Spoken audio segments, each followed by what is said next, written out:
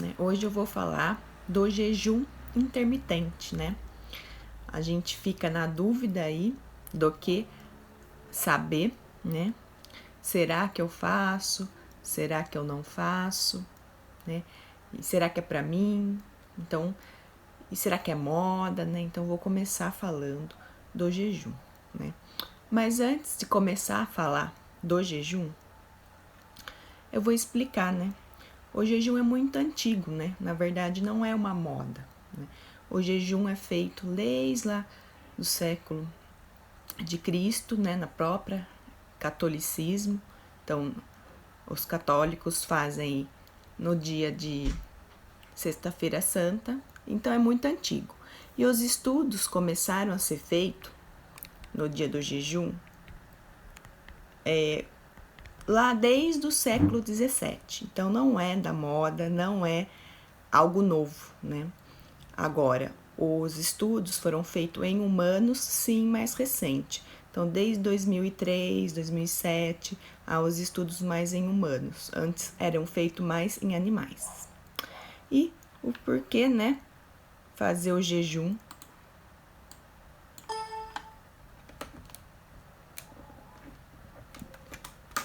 Por que fazer o jejum? Tá ouvindo agora?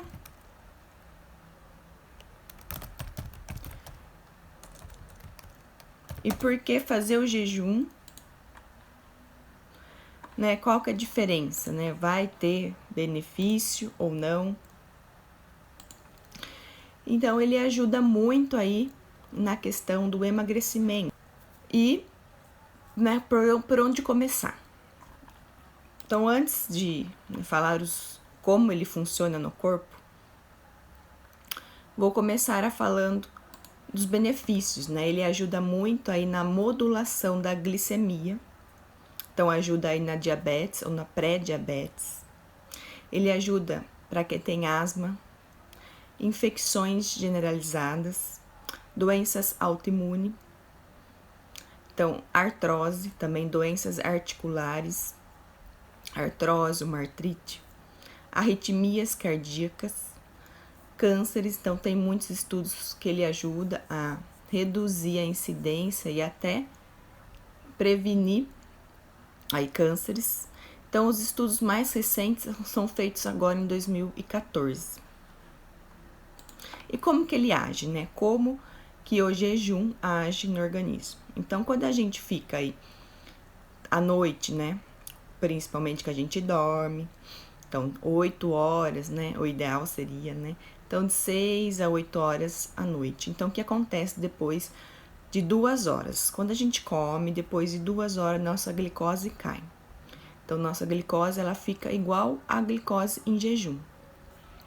E com o passar dessas horas em jejum, então fica 3, 4, 5, 6, até 8 mais horas em jejum, o organismo ele vai buscar energia de outra fonte. Então ele é buscado aí no músculo e no tecido adiposo. Então o mecanismo de glicogênio, neoglicogênio, então formar-se nova glicose, o organismo ele vai ser buscado lá no músculo, através dos aminoácidos e do tecido adiposo, onde é quebrado e gera gordura na corrente sanguínea.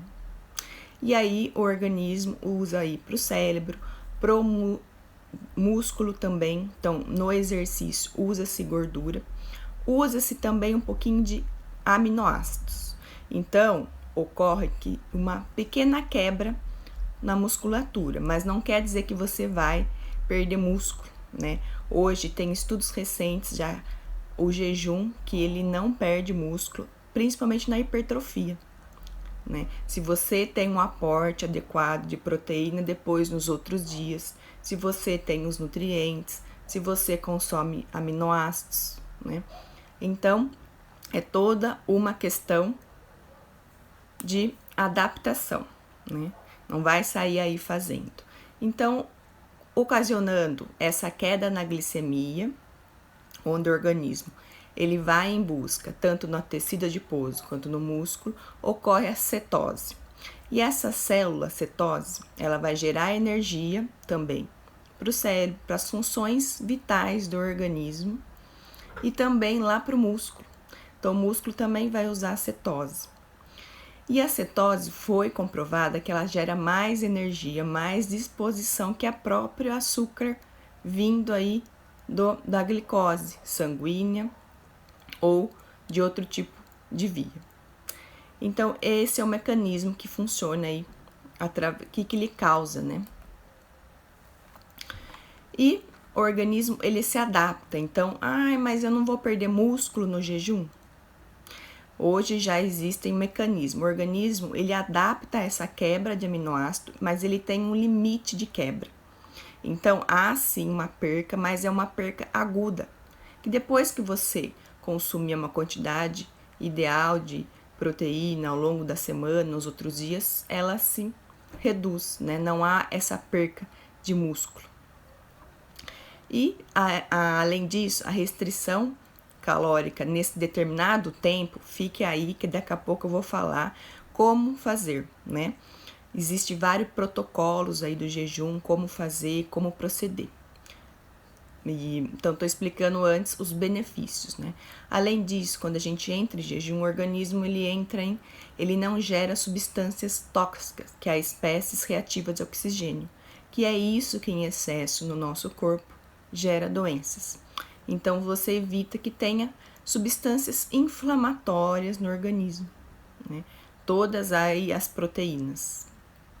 Além disso, você fica mais ativa, você tem uma ativação na lipólise, então onde vai lá quebrar a célula de gordura lá no tecido adiposo e liberar. Então, fazendo o jejum, o seu organismo fica mais ativo, tá? Ele passa a usar mais gorduras como fonte de energia, ao invés de açúcar e o próprio músculo. Então, melhora a sua glicemia e evita aí um diabetes, uma gordura no fígado e melhora os músculos. E, além disso, né, ajuda, como eu disse, no emagrecimento e para quem tem síndrome do ovário policístico, para quem tem endometriose e também mioma, que na verdade o mioma é o quê? Um cisto, onde ele se desenvolve, mas ele é benigno, né? Então, ocorre essa oxidação de gordura no jejum. Melhora a pressão arterial, então, consequentemente, melhora o risco de ter um infarto ou às vezes um AVC. Melhora a inflamação, por isso que ajuda nas doenças articulares, nas doenças autoimunes. E no neurônio, por quê? Como você deixa mais ativo a sua quebra de gordura e você produz as adiponectinas, são umas células que ajudam a formar novas células. Então, ocorre que umas células novas aumenta o número de mitocôndrias e a biogênese lá dentro da mitocôndria. E com isso, tendo mais células novas, evita aí as doenças neurológicas, como o Alzheimer e o Parkinson. Então, olha os benefícios aí. Mas e aí, né? É só ficar em jejum? Como é que é? Ou pulo o café da manhã, não almoço? O que eu faço, né? Então, não é só ficar em jejum, né? O jejum, ele é intermitente por isso, né? 24, então, existem vários protocolos, né? Vou falar aqui 3 mais conhecidos, mas existem vários além disso. Então, tem o jejum de 24 horas, onde você faz uma refeição única no dia e fica 24 horas sem comer. Você pode fazer isso uma vez por semana, 2 a 3 vezes por semana. Outro protocolo é o jejum de 20 horas, onde você faz 2 refeições no dia, almoço e janta. Depois, no outro dia, você come normal e no outro dia, no terceiro dia, você volta a fazer o jejum, né? Porque o jejum não é todos os dias, né? O que eu ouço falar, mas a pessoa fulana, ela não toma café da manhã a vida inteira, ela nunca comeu, ela só vai almoçar. Ela tá fazendo jejum? Tá. mas não é o jejum especificamente, não é o jejum intermitente. Por isso que ele não tem esse benefício para todo mundo que deixa de tomar o café da manhã, né? Então, ele é intermitente por isso. Você faz 2 dias seguidos ou dias alternados e volta a comer normalmente nos outros dias. Então, não é contínuo, né? E os estudos foram feitos comparando uma dieta restrita todos os dias, onde você restringe ela todos os dias, e o jejum fazendo esse tipo de protocolo. E aí, foi aí que eles concluíram todos esses benefícios. E tem outro, né, o terceiro e mais feito, né, o mais utilizado protocolo, que é esse que eu vou falar, que é feito 2 vezes na semana, então são 2 dias na semana, onde você consome aí 75% menos calorias do que você tem que consumir. Então, é mais restrito nesses dias. Então, chega a ser 500 calorias. Então, 3 refeições ao dia. Então, por exemplo, você pode tomar o café da manhã, almoçar e jantar e ficar aí 16 horas. Então, esse protocolo, 2 vezes na semana, são 16 horas, no mínimo, de jejum. E aí você tem que consumir menos de acordo aí com o que você gasta. Então, o jejum não é só ficar em jejum 12 horas, tô em jejum. Ele exige aí uma conta de acordo com o que você gasta, né? De acordo com o que seu peso, né? Com que o seu organismo e o seu exercício, né? Então, tudo isso. Mas eu vou dar um exemplo aqui para você que está aí. Então, como ele vai de 400 a 700 calorias, você pode fazer isso em 2 dias na semana. Então, a refeição de café da manhã, você pode incluir aí uma proteína e uma fruta. Então, seria uma fruta no dia com uma proteína no café da manhã.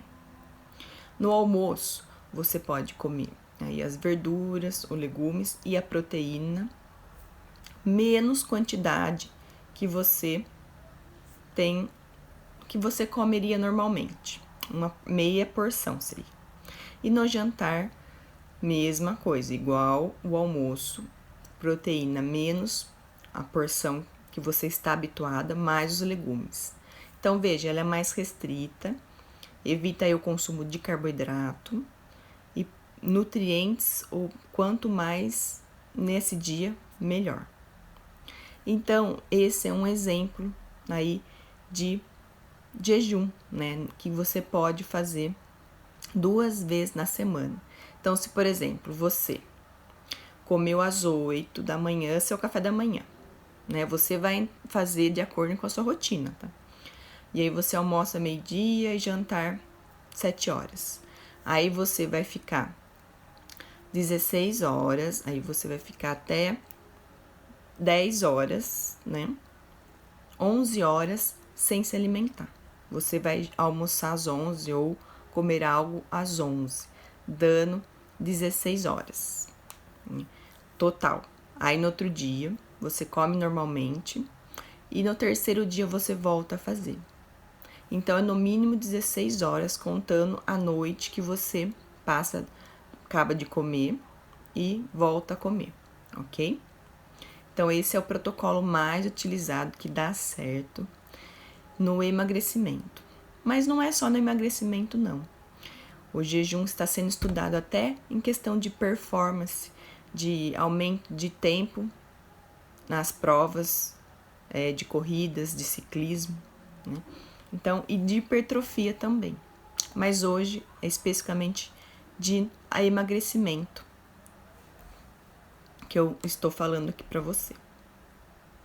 Então, cuidados aí, né? Agora que eu falei como você deve proceder, cuidados como? Todo mundo pode fazer? Depende. Às vezes você tem que se adaptar. Às vezes, se você treina, né, mais de 2 horas, então, o treinar em jejum para você que treina mais de 2 horas pode ser prejudicial, Então, por exemplo, você comeu às 7, você vai treinar em jejum e vai ficar treinando 2 horas, 2 horas e meia para mais. Então, tomar um cuidado aí, né? O jejum talvez para você não sirva. Pessoas compulsivas que comem em excesso até ficar mal, até passar mal, até vomitar. Então, o jejum não é legal para esse tipo de pessoas. E pessoas ansiosas, né? Que usem aí a comida para aliviar essa ansiedade. Também deve tomar um cuidado. Não é que não deve fazer nunca o jejum, mas tem que tomar cuidado com pessoas muito ansiosas. Ou às vezes que toma medicamento para depressão, que toma medicamento para ansiedade. Veja bem, não estou falando que não funciona para esses tipos de pessoas, mas tem que haver uma adaptação à rotina da pessoa, um cálculo, então é todo um cuidado, mas dá certo sim. Eu passo aí para os meus pacientes, né, inclusive que tomam medicamento, então é muito assim, individual mesmo. Cuidado para pessoas que tomam insulina, então diabético que toma insulina, deve se tomar cuidado para fazer o jejum. E nos outros dias, né, você tem que ter um equilíbrio, né? Então, no dia que você não fizer o jejum, você também não vai lá comer, já que amanhã vou fazer o jejum, você vai se encher. Então, isso não é saudável, né? Então, vai voltar normal, a rotina habitual. E não exagerar e aí nem aumentar o consumo, ok? Então, tome cuidado, veja se encaixa na sua rotina. E não sair fazendo aí loucuras, tá? E não achar que fazer uma vez não deu certo, já não é para você. Então, é adaptação, é uma mudança, né? E também cuidados aí ao primeiro alimento. Quando você for fazer o jejum, depois aí não vai consumir café com açúcar. Você tem que consumir um alimento que não vai aumentar tanto sua glicose. Então, pode ser uma fruta com uma castanhas, ou só as castanhas, ou direto almoçar. Então, cuidado também no pós-jejum, o que comer, né? O primeiro alimento. E durante, né? Você pode estar consumindo água, chás sem açúcar e café sem açúcar nem adoçante. Então, água com limão, chá de frutas, suco, vai tudo quebrar o jejum. Adoçantes, tudo vai quebrar o jejum. Então, cuidado também nesse período aí, o que você consome. Certo? E quem quiser, então, me perguntar dúvidas sobre o jejum, esses 3 protocolos que eu falei para você, que está aí, me mande uma mensagem, que eu vou indicar e te dar as melhores dicas. Obrigada, até mais.